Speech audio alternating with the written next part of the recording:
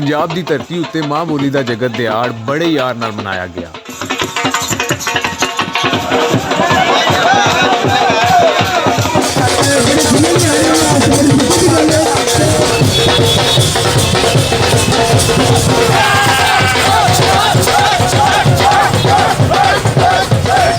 इस सिलसिले का मुख्य इकट्ठ लाहौर अंदर पंजाब असैम्बली के सामने होया, जिथे मां बोली के राखियां सरकार तो मंग की कि पंजाबी नूं स्कूलों कालजां च नाफिज करन दे नाल नाल सरकारी जबान भी मन्निया जावे। पंजाबी हक पंजाबी जबान की तालीम बनाना, और मैं समझना कि अगर गवर्नमेंट या उहदे कलपुर्जियां ने साडा ये मुतालबा तस्लीम करने पसों पेश की तो सानू वास्ते इंतहाई कदम भी चुकना पड़ेगा।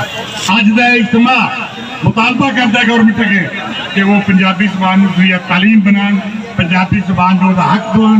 और साडा हक नहीं देते जेड़े, साडा हक नहीं देते जेड़े ऐसी कैसी होना सी, साडा हक नहीं देते जेड़े ऐसी कैसी होना सी, और नहीं देते खुले मेरे ऐसी कैसी होना सी। पंजाब असैम्बली के सामने एहतजाज करने वाले अपने मुढ़ले हकों लिए नारे लाए तो सरकार नूं आख्या कि जे साड़ियां मंगां पूरियां ना कीतियां गईयां तो फिर पंजाबी अपना हक लड़ के लैणगे।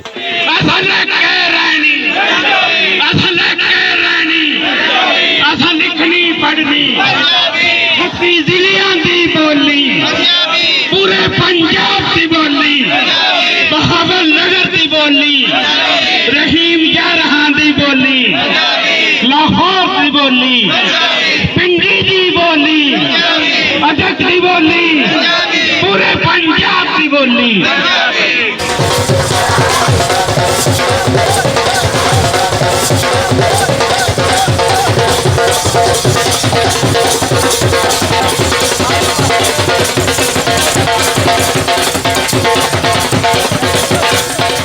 एहतजाज मगरों पंजाबियां रैली कड्डी ते अल हमराह विच होने वाले सैमीनार च रलत की।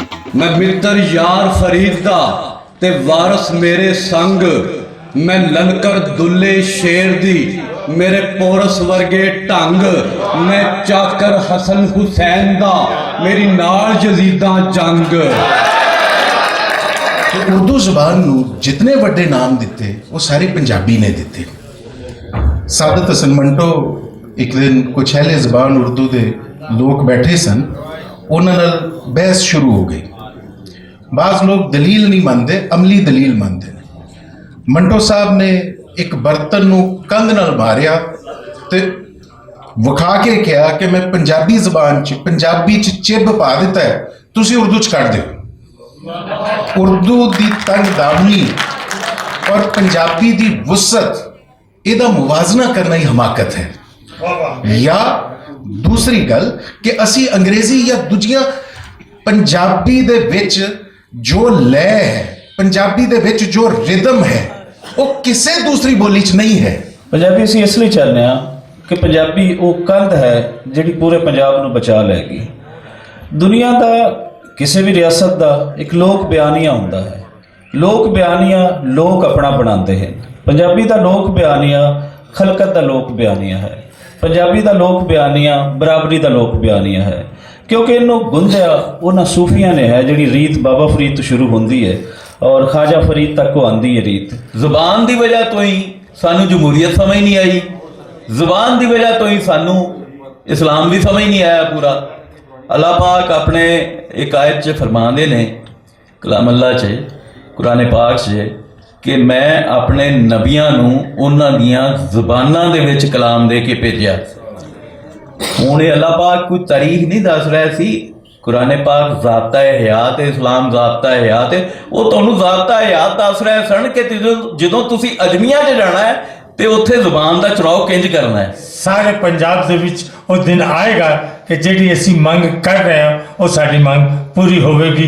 जिंदे रहो ते सलामत रहो। दो शेर सुना दियां कि मैनू गुड़ती दुल्ले शेर दी, मैनू गुड़ती दुल्ले शेर दी किंज नीवी तौन करा, मैनू गुड़ती दुल्ले शेर दी किंज नीवी तौन करा, मैं कुछड़ खेडिया कर दे किंज सीने सीत परा, मैं कुछड़ खेडिया खरल दे किंज सीने सीत परा मैं पढ़िया भगत स्कूल दा मेरे शीशे वांग असूल मैं पढ़िया भगत स्कूल दा मेरे शीशे वांग असूल मैं अपनी बोली बोलनी मेरे अपने हरफ रसूल मैं अपनी बोली बोलनी मेरे अपने हरफ रसूल।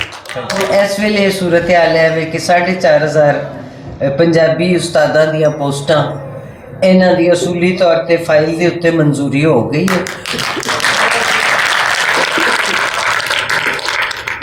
और उन्हां चों 2000 ते कुछ सौ हुण सही तादाद मैनूं याद नहीं आ रही वो फाइल चली गई है मिनिस्ट्री ऑफ फाइनेंस को। ਅਸੀਂ ਇਹ ਹੱਕ ਹਾਸਲ ਕਰਨਾ ਹੈ ਇਨਸ਼ਾਅੱਲਾ ਔਰ ਤੁਸੀਂ ਵੇਖੋਗੇ ਸਾਲ ਬ ਸਾਲ ਬਿਹਤਰ ਹੁੰਦੇ ਜਾਣਗੇ ਇਨਸ਼ਾਅੱਲਾ।